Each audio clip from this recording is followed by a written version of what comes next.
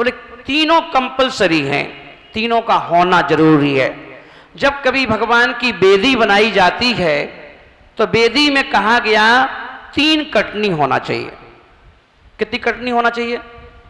देखते हो, जब कभी बेदी की रचना होती है तो कहा जाता है कि बेदी में, अब देखते हैं, सीढ़ी जैसी 3 सीढ़ी बनती है। क्यों कहा गया? बोले 3 सीढ़ी इसलिए होना चाहिए, अगर मात्र 1 सीढ़ी होगी तो देव की सीढ़ी है, वहां पर उस समाज में लोगों की श्रद्धा सिर्फ भगवान के प्रति होगी, शास्त्रों के प्रति नहीं होगी। शास्त्रों का स्वाध्याय में रुचि नहीं होगी, है ना। शास्त्र नहीं पढ़ेंगे, ना उनका सुनने में इंटरेस्ट होगा, ना पढ़ने में इंटरेस्ट होगा। इसका प्रभाव, वेदी का प्रभाव समाज के प्रत्येक व्यक्ति पर। 2 वेदी हैं, दो कटनी हैं, और 2 कटनी है तो देव शास्त्र की हो गई। तो बोले कि यहां पर भगवान की भक्ति करेंगे, अभिषेक करेंगे, जिनवाणी पढ़ेंगे, सुनेंगे, मगर गुरु के प्रति आस्था नहीं होगी। बोले क्यों? बोले गुरु की कटनी नहीं है, 3 कटनी का होना जरूरी है। 3 सूत्र है, सम्यक दर्शन, सम्यक ज्ञान, सम्यक चारित्र, है ना। तीसरा, शिकंजी बनाना है, और शिकंजी बनाना है तो क्या पानी मात्र से शिकंजी बन सकती है? क्या नहीं बन सकती। ठीक है, शक्कर भी चाहिए पड़ेगी और नींबू भी चाहिए पड़ेगा। तो किसी ने जाकर के 2-4 नींबू दे दिए और पानी दे दिया, बोले शिकंजी बना दो। तो बोले कि काय से बना दो? नींबू पानी तो है, शक्कर भी तो चाहिए। तो तीनों का होना जरूरी है, नींबू भी चाहिए, पानी भी चाहिए, शक्कर भी चाहिए, तब आपकी शिकंजी कंप्लीट होगी। फिर वह शिकंजी हमारे ताप को शांत कर सकती है। ऐसे ही आचरण का देव, शास्त्र, गुरु, जब तक ये 3 चीजों की शिकंजी नहीं बनेगी जीवन में, जब तक हमारे जन्म, जरा, मृत्यु, ये भी 3 है। 3 का आंकड़ा बहुत है, ध्यान रखना हर जगह। तो जन्म, जरा, मृत्यु, इन 3 को समाप्त करने के लिए क्या चाहिए? शिकंजी चाहिए और देव, शास्त्र, गुरु चाहिए। और गुरु का सबसे ज्यादा कौन चाहिए? सबसे ज्यादा कौन चाहिए? तो बोले इस पंचम काल में सबसे ज्यादा चाहिए तो गुरु चाहिए, क्योंकि जिंदा व्यक्ति का प्रभाव ज्यादा पड़ता है। किसका पड़ता है? जिंदा व्यक्ति का। भगवान की मूर्ति भगवान तो है, पर उस मूर्ति में आत्मा नहीं, उस मूर्ति में प्राण नहीं है ना। स्थापना निक्षेप से वो मूर्ति तो है। मूर्ति की आवश्यकता कब महसूस होती है? जब कभी घर में बेटा ना हो, बेटा दिल्ली में पढ़ता हो, बेटा अमेरिका में पढ़ता हो, तो हम उसकी याद आ रही है तो हम एल्बम उठा करके उस बेटे की फोटो देख करके रो लेते हैं कि देखो बेटा आज है नहीं यहाँ पर, कैसे दूर रह रही हूं मैं, है ना। तो उस फोटो से कुछ तसल्ली मिल जाती है ना। पिताजी की फोटो लगी है घर में, मान लो आपका बेटा अमेरिका में पढ़ता है या जॉब करता है, अब वो इतनी दूर है, तो उसने क्या किया, अपने मोबाइल पर आपकी फोटो लगा रखी है पिताजी की, और एक फोटो घर पे ले गया, घर में लगा दी है। जब भी जॉब के लिए निकलता है घर से तो फोटो की तरफ क्या करता है, हाथ जोड़ लेता है, पिता की फोटो को देख लेता है और कहता है पिताजी आशीष देना, मैं जॉब पे जा रहा हूं। अब ये क्रम रोज चलता है और कुछ दिन के बाद बेटे ने कहा कि पिताजी हमने आपका टिकट बनवा दिया है, छुट्टियां हैं, आप 8-15 दिन के लिए अमेरिका आ जाओ, मैं टिकट बनवा दिया है। पिताजी का ठीक है। अब पिताजी कहां पहुंच गए, अमेरिका पहुंच गए। तो जो बेटा रोज फोटो को देख करके, फोटो से आशीष लेकर के और फिर जॉब के लिए जाता था, अब तुम बताओ पिताजी के होने पर फोटो को नमस्कार करेगा कि डायरेक्ट पिताजी को नमस्कार करेगा? किसको करेगा? किसको करेगा? क्यों फोटो क्यों नहीं करेगा वो? क्योंकि जिनकी फोटो है वो फोटो थी, फोटो में प्राण नहीं थे, पर जो पिताजी बैठे हैं वो जिंदा हैं, उनमें आत्मा है, सोचने समझने की शक्ति है, इसलिए जितना आशीर्वाद उनका मिलेगा डायरेक्ट, उतना फोटो से हम जिंदगी में नहीं ले पाएंगे। तो आचार्यों ने कहा कि हमने गुरुओं की आवश्यकता है, पर गुरु के कुछ रूल्स हैं कि वो हमेशा हमेशा एक ही स्थान पर रह नहीं सकते। गुरु इतने नहीं हैं कि हिंदुस्तान में जितने गांव शहर हैं, हर शहर हर मंदिर में एक गुरु रुक जाए 12-12 महीने, उतने गुरु भी नहीं है। तो गुरु तो आते हैं चले जाते हैं। अब जब गुरु नहीं है तो हम क्या करेंगे? गुरु नहीं है तो हम किसके पास जाएंगे? गुरु नहीं है तो हम किसके पास बैठेंगे? गुरु नहीं है तो हम किससे समाधान करेंगे? तो आचार्यों ने कहा एक रास्ता निकालते हैं। अब इतना तो नहीं कर पाएंगे जितना गुरु से मिल सकता है। एक मूर्ति बना के बिठा दो भगवान की, इन्हीं की आराधना करते रहना। कब तक? जब तक गुरु ना मिले। तो बोले कि जब तक गुरु नहीं मिले हैं तब तक तुम प्रभु में जुट जाओ। ठीक है, आधा 50% तो मिलता रहेगा, शुभ में लगे रहोगे, अशुभ से बचे रहोगे। पर जब गुरु आ जाते हैं तो कहते हे प्रभु, आज तो आपने, अभी तक तो हम मूर्ति पे लगे थे, आज तो चलते फिरते आदिनाथ आ चुके हैं। आज हम उनकी जाके आराधना करेंगे, उनके पास जाके बैठेंगे। आज हम उनसे अपने दिल की बात कहेंगे और वो भी हमें अपना समाधान देंगे, कुछ रास्ता दिखाएंगे। उनका हाथ हमारे शीश पर होगा, आशीष बन के बरसेगा, वही चमत्कार दिखाएगा। इसलिए हम क्या करते हैं? गुरु के पास चले जाते हैं। पर अब ये अपन देखें, क्योंकि ये ध्यान रखना, आज हमारा जितना पतन हुआ है, हो रहा है, ज्ञान से हो रहा है। किससे हो रहा है? ज्ञान से। जब तक व्यक्ति कम ज्ञानी था उसकी श्रद्धा ज्यादा थी। एक अभी हम लोग एक कॉलेज में गए तो प्रिंसिपल जी वहां के बोले महाराज श्री एक बात बतलाओ। बोले हमारे कॉलेज की लाइफ में और आपके धर्म की लाइफ में क्या अंतर है? कॉलेज की लाइफ में और धर्म की लाइफ में क्या अंतर है? मैंने कहा प्रिंसिपल जी सीधा सीधा अंतर है, शॉर्ट एंड स्वीट में बता देता हूं।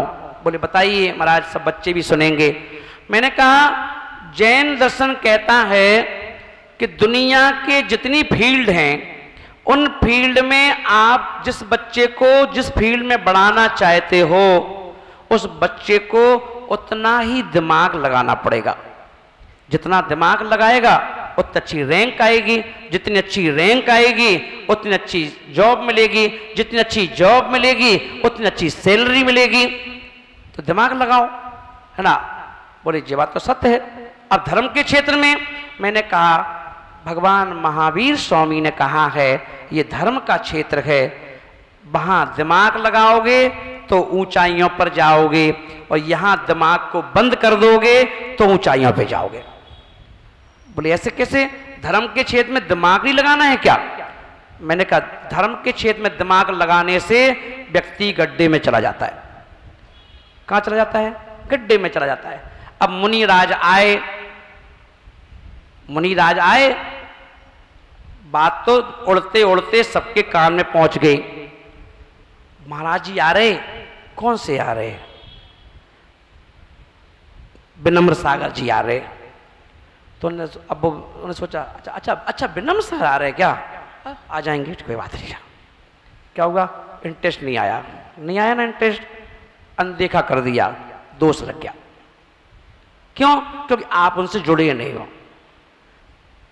मुनिराज आ रहे हैं। कौन से आ रहे है ना?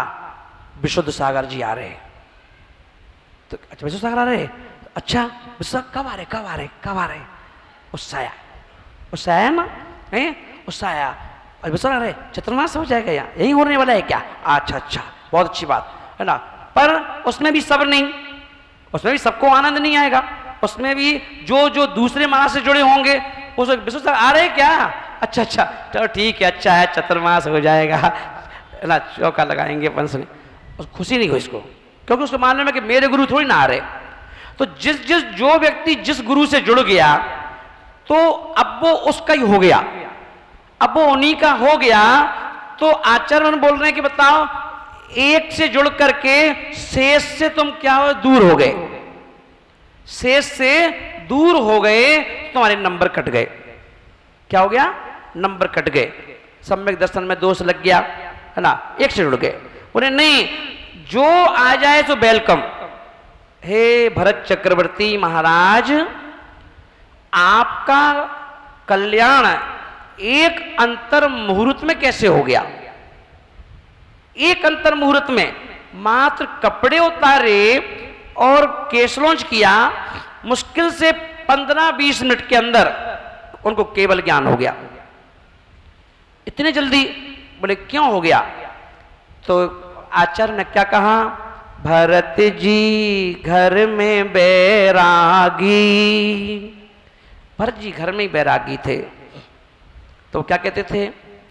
एक दिन खाना खान रहे थे, रानियां पटरानी बैठी है और भरत चक्रवर्ती भोजन की थाली पर बैठ करके उन्होंने एक गिलास रोटी का सब्जी में लगाया, मुंह में रखा, अनमने मन से अनुत्साह होकर के उनके मुख को देखकर उन्होंने, पटरानी ने पूछा, हे सौमिन, क्या भोजन में टेस्ट नहीं है, या भोजन में कोई स्वाद में कमी है क्या? भरत चक्रवर्ती क्या बोले? बोले नहीं, टेस्ट क्या, आज भोजन करने में मेरे हाथ पांव में शक्ति नहीं है, ताकत नहीं है खाने की। बोले क्यों? बोले क्योंकि इन हाथों ने आज किसी मुनिराज को आहार नहीं दिया, आहार नहीं दिया। उन्होंने ये नहीं कहा कि मैंने बेहर सागर को आहार नहीं दिया, मैंने विशुद्ध सागर को आहार नहीं दिया, मैंने विद्यासागर को आहार नहीं दिया, मैंने फलाने महाराज को आहार नहीं दिया, क्योंकि आहार देने वाले हाथ की कोई जाति नहीं होती। होती है क्या? आहार देने वाले हाथों की कोई जाति नहीं होती, आहार देने वाले हाथों का कोई पहचान नहीं होती। वहां तो नब्दा भक्ति बोलो और हाथ हाथ में, ग्रास में हाथ लेकर और क्या कर दो, हाथ में दे दो। अभी आचार्य विद्यानंद जी महाराज जी से हम लोग जब बैठते थे दिल्ली में, तो मैंने कहा एक दिन के, महाराज बताओ धर्म कब तक चलता रहेगा? बोले बेहर सागर जी, जब तक देना और लेना चलता रहेगा तब तक धर्म जिंदा रहेगा। उन्होंने किसी महाराज का नाम तो लिया नहीं, उन्होंने क्या कहा? देना और लेना ये चलता रहे। आपके हाथ जब तक तुम जिंदा हो और जब जब कोई संत तुम्हें मिल जाए, ढूंढो, संतों को ढूंढो। क्या करो? ऐसा नहीं कि तुम्हारे घर पे आ जाएं, संतों को ढूंढो और ढूंढ ढूंढ करके जब तुम्हें मौका मिले, तो अगर तुमने अपने हाथों के होने पर भी और आपके मन में ये विचार नहीं आ रहा है आहार देने का, तो आचार्य ने कहा इससे बड़ा पाप कर्म का उदय तेरा और क्या हो सकता है? क्या हो सकता है कि तुम्हारे हाथों में इतनी शक्ति नहीं कि तुम आहार दे सको, है ना।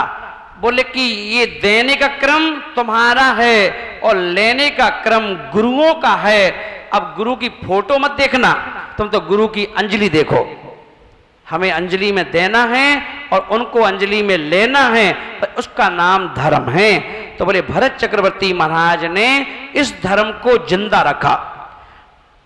अगर कोई साधु वहां पर नहीं है, वो उनकी मजबूरी थी, तो उस दिन वो उनसे खुद रोटी नहीं खाई जाती थी कि मैंने किसी साधु को आज आहार नहीं दिया। और जब अगर साधु होते थे तो वो रोज अपने हाथ से आहार देते थे। हे श्री कृष्ण, तुम्हें तीर्थंकर प्रकृति का बंध कैसे हो गया? कि हे श्री कृष्ण, तुम्हें तीर्थंकर प्रकृति का बंध कैसे हो गया? बोले कि जात ना पूछो जात साधु की, पूछ लइयो ज्ञान। क्या कहते हैं ऐसे ना, कि जात ना पूछो साधु की और पूछ लइयो ज्ञान। और आगे की पंक्ति हमें याद नहीं। तो साधु की जाति मत पूछो, साधु की फोटो देखोगे, शकल देखोगे तो करोड़ों रुपए का दान भी तुम्हारा गड्ढे में चला जाएगा। कहां चला जाएगा? गड्ढे में।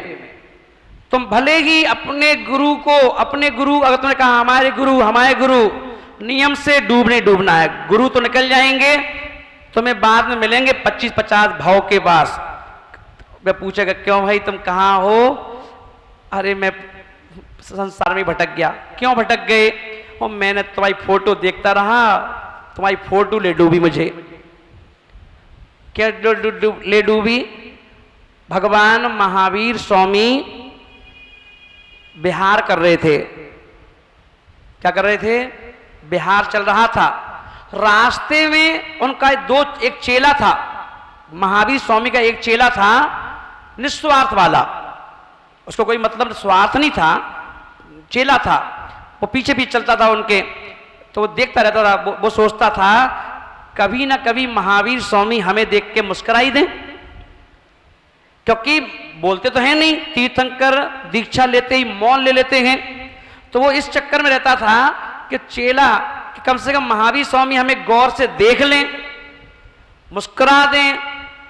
पर महावीर स्वामी ने ना मुस्कुराया ना देखा। तो क्या हुआ? एक दिन महावीर स्वामी जा रहे थे विहार करते हुए, रास्ते में एक सुअर निकल आया। तो क्या हुआ? एक सुअर ने भगवान महावीर स्वामी के सामने रोड से क्रॉसिंग की। सुअर ने, उस सुअर को देख करके महावीर स्वामी मुस्कुरा गए। उस चेले ने देख लिया मुस्कुराते हुए। वो कहा ये कौन सी बात है? बोले मैं रोज तुम्हारे पीछे पीछे चलता हूं तो आप एक भी दिन नहीं मुस्कुराए, और मुस्कुराए तो एक सुअर को देख के मुस्कुराए। बेचारे ने इंतजार किया कितने साल तक? ये महावीर स्वामी जब 30 साल के थे, ये तब की बात है। अब 12 साल मुनि महाराज बन के वो घूमते रहे।